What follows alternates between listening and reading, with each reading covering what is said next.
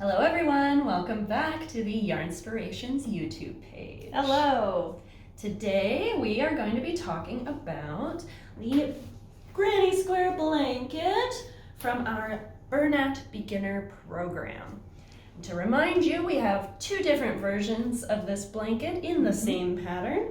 One of them, the large one, and the small one. You'll find all of the details about the color selection and everything else you need to know in the Bernat beginner pattern file.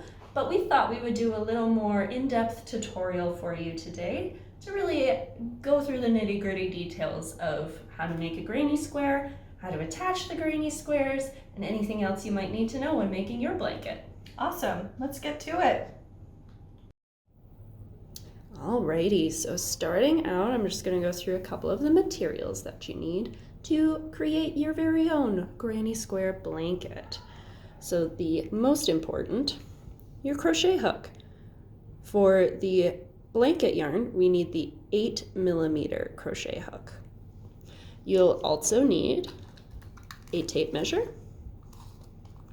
scissors, and a yarn needle for weaving in your ends. We don't need that one to start, so we're just going to put it off to the side. One quick note as well about this pattern, the gauge is measured by how large your granny square comes out. So here's an example of your granny square for you.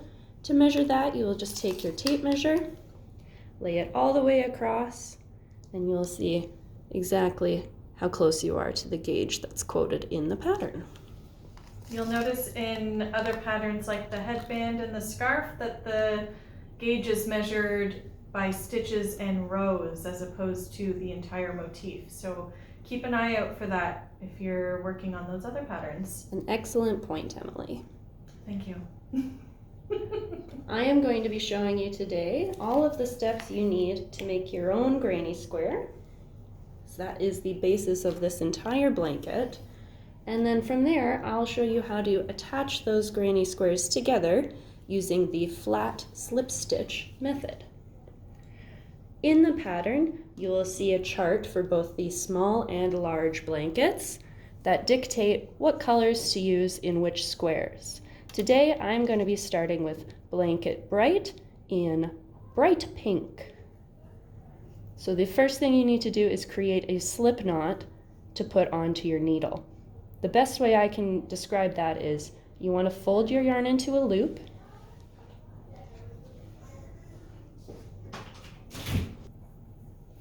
The first thing you need is a slip knot on your hook. In order to do that, you're going to create a loop with your yarn. Fold that loop back onto itself to create a pretzel-like shape.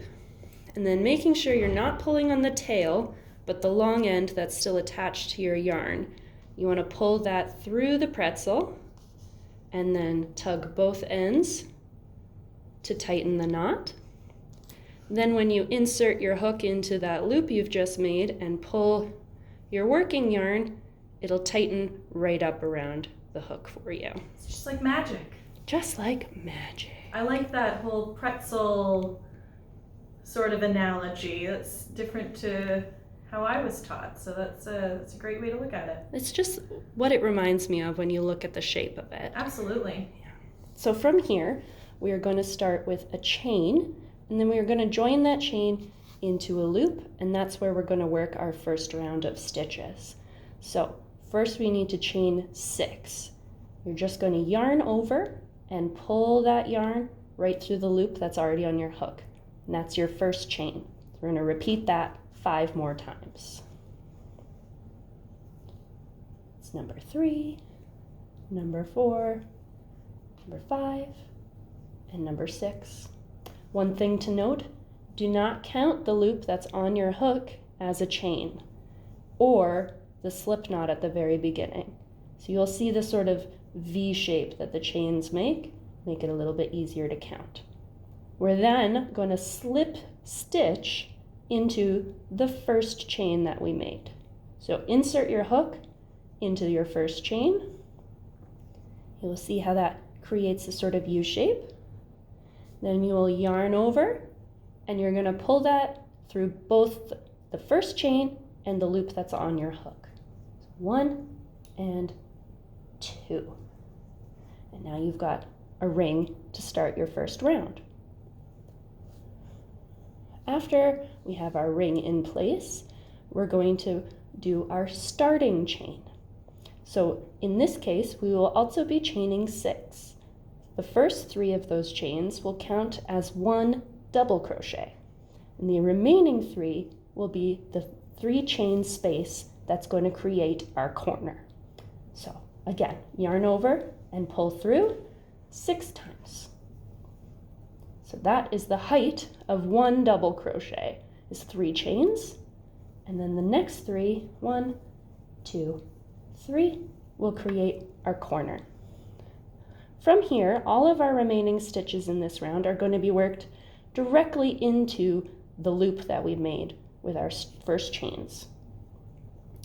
So first we're going to do our double crochet. To do that, you're going to yarn over and then insert your hook into that ring, just like that. Yarn over again and pull it through just the ring. After you've done that, you will have 3 loops on your hook, as you can see here. 3 of them there. You're going to yarn over again and pull through just the first 2. So 1 and 2. You will have 2 remaining loops on your hook, and we will do that exactly again. Yarn over and pull through 2. And that's your first double crochet made. We're going to do that twice more so that you have a cluster of 3 double crochets right next to each other. So yarn over, insert into the center, yarn over, and pull up 1 loop to have 3, yarn over, pull through 2, yarn over again, and pull through the remaining 2. And that's 2 double crochets right there. We're going to do that one more time. 1, 2, 3. 3 double crochets. Now from here, we're going to make our next corner. And as I mentioned before, that corner is comprised of 3 chains. So very easy, just like before, yarn over, pull through, 1, 2, 3. So that is our first side of the center of our square. And we're just going to repeat exactly that 2 more times. 3 double crochets and 3 chains. We'll just quickly go through that so you can see what that looks like. I like that you've started with a chain ring, so there's much more space to work all of those double crochet clusters into. You will notice in some of our patterns in this beginner program that there's a few different ways that you can start a project. If you're starting a flat project, you'll usually do a line of chains that all of your stitches will work into. But in this case, we're starting in the center and we're working our way out. So that's why we want to start in a ring so that we can work all the way around it. You'll also see this in the pattern that we're going to discuss next week, the hexagon cardigan. It's worked in a very similar way with 3 double crochet clusters for the granny stitch, but instead of having 4 sides, like our granny square, it will have 6 sides to be a hexagon. So we're coming up on our last repeat here. So 3 double crochets, 1, 2, 3 chains. You'll remember at the beginning, I said that the first 3 chains that we did of this round count as a double crochet. So instead of doing 3 this time, we're going to just do 2, because we've done the 3rd one already at the very beginning. So you want to yarn over, insert into that ring, yarn over through 2, yarn over through 2. You might find that your double crochets are getting a little crowded at this point, but the benefit of working it into the loop instead of into a stitch is that you can kind of tug and shuffle those around to make more room for your last double crochet. So 1 more here, just like that. And you can see how right up next to the starting chain, it looks very much like our 3 double crochets on the other 3 sides. To finish this round, you're going to find the 3rd chain of the first 6 that we did and insert your hook into that chain. So you can either count from the bottom 1, 2, 3 and insert in there, or you can count from the top back 1, 2, 3 and put it in the 4th stitch. Sometimes it can be hard to find that first chain if your double crochets are really tight. From there, we're going to do a slip stitch, just like we did at the beginning to make our ring. So you'll insert into the chain and pull through both the chain and the loop on your hook. That's our first round done already. And because we're going to change color, we want to fasten off this yarn. So to do that, you're going to create one more chain, but instead of leaving it tight around your hook, you can pull it up to give you a large loop. Take your hook out and grab your scissors. I like to cut the yarn that's outside of the loop, so you leave a long tail for weaving in your ends after. Makes it a lot easier. So you go ahead and snip that, and then you can just pull on your loop and it creates a little knot. And that way your work will not come undone when you move on to the next round. So we're going to leave this end hanging out here for a little bit, and we'll weave it in when we're finished the square completely. I'm just going to quickly show you how you're going to go ahead starting with your next color.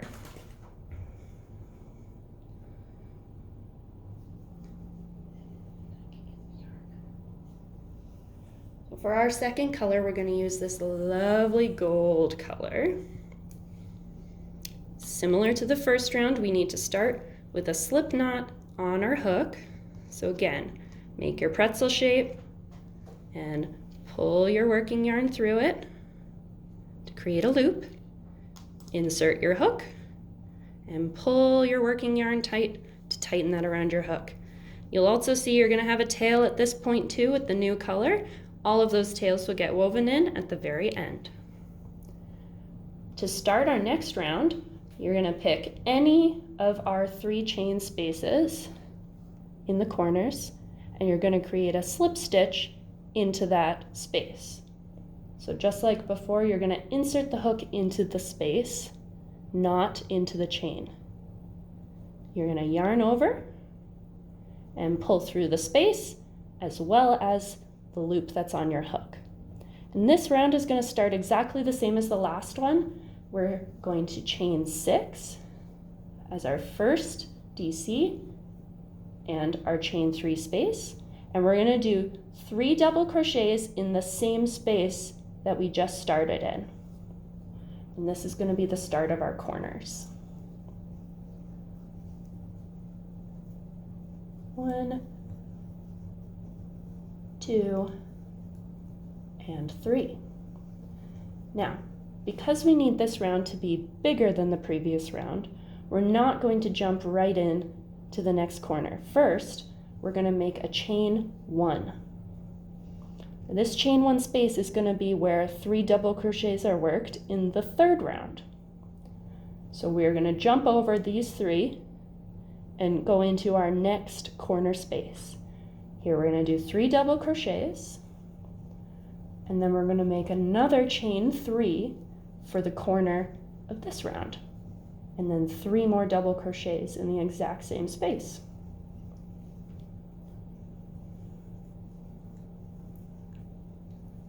One, and our 3 chains, and then 3 more double crochets.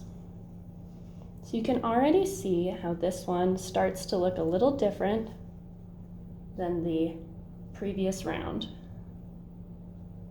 Get yourself a little extra yarn.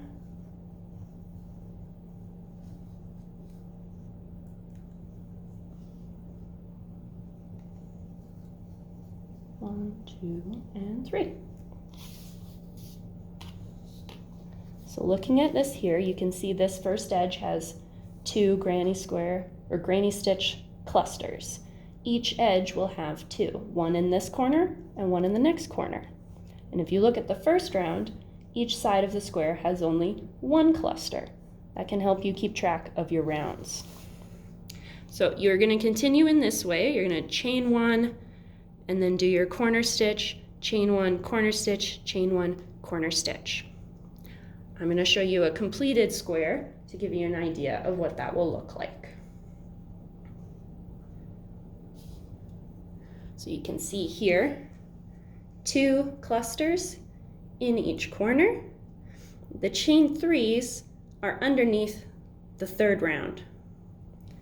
And to go on to your 3rd and 4th round, it's going to work exactly the same way, except this time you're going to do your 2 in the corner, chain 1, you'll do 3 DCs in that chain 1 space that we just made, chain 1 again, and then do your next corner.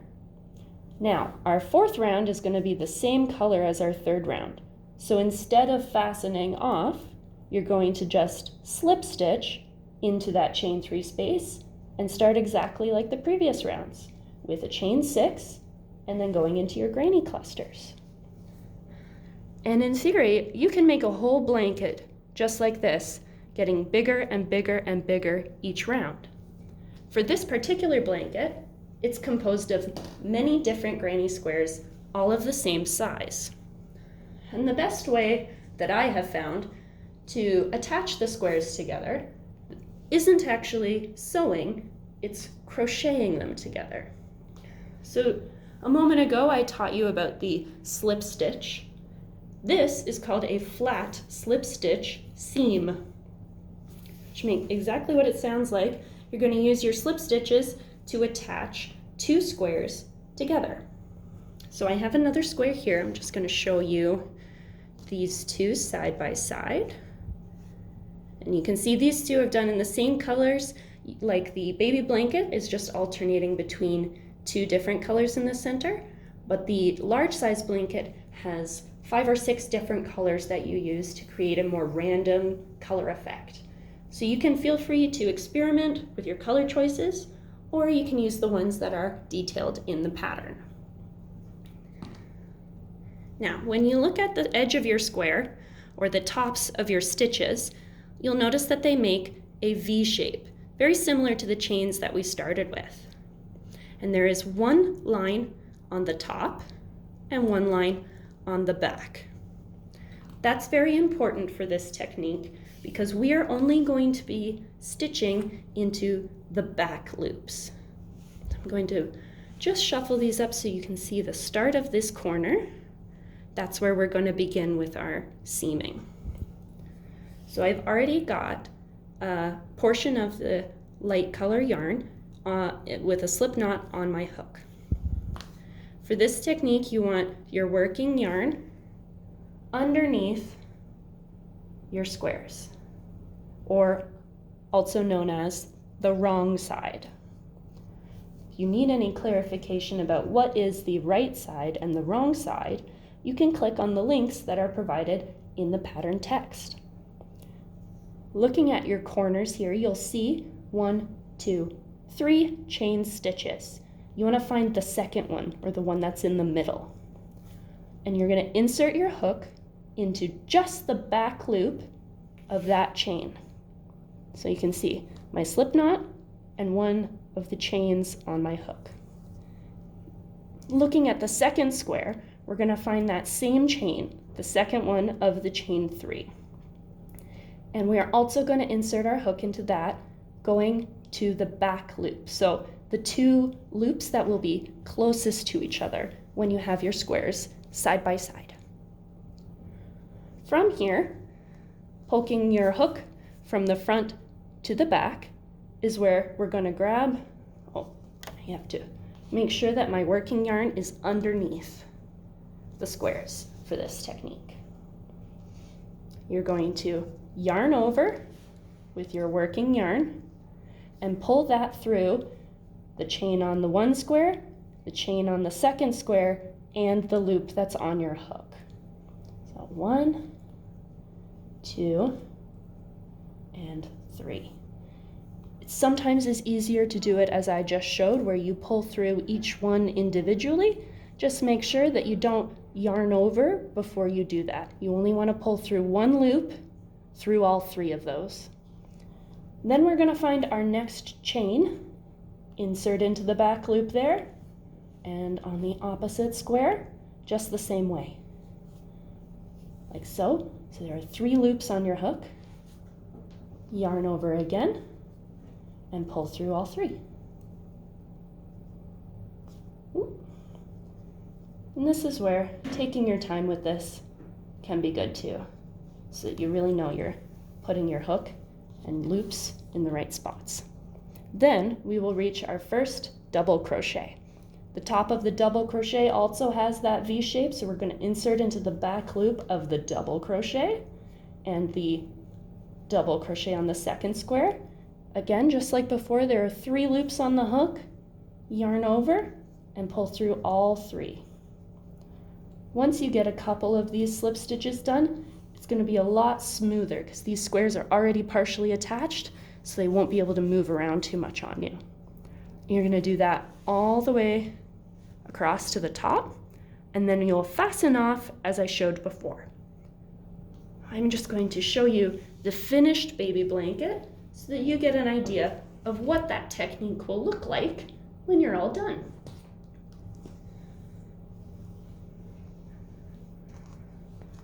So you can see joining each of these squares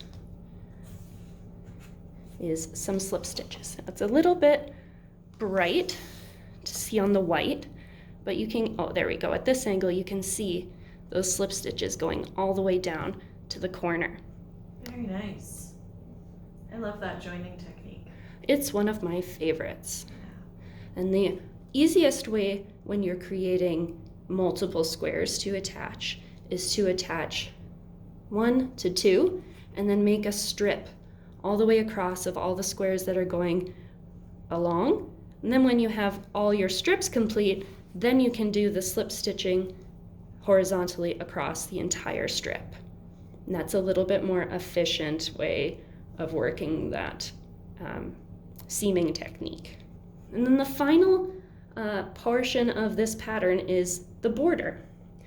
It's a very simple border, just single crochets all the way around. So you work 1 single crochet in each chain 3 space, in each double crochet, and in each chain 1 space, all the way around. When you're working to the corner of your blanket, that chain 3 space will have 3 single crochets in it so that you can get around that corner to continue along the other side. It's a very simple border, but it creates a nice finished edge to all of your squares.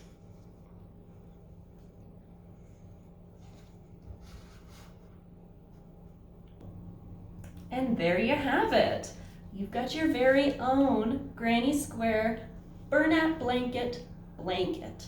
Beautiful. Again, completely customizable. You can use the colors that we've selected, or you can pick and choose from all of the wonderful colors of Bernat blanket available. We have a lot. So we sure do. Hope to see some awesome color combos out there if you choose to do that. Yeah. So join us again next week where we're going to be talking about our granny hexagon cardigan. It's the next level up in your granny square stitching journey. Awesome. See you there. Bye.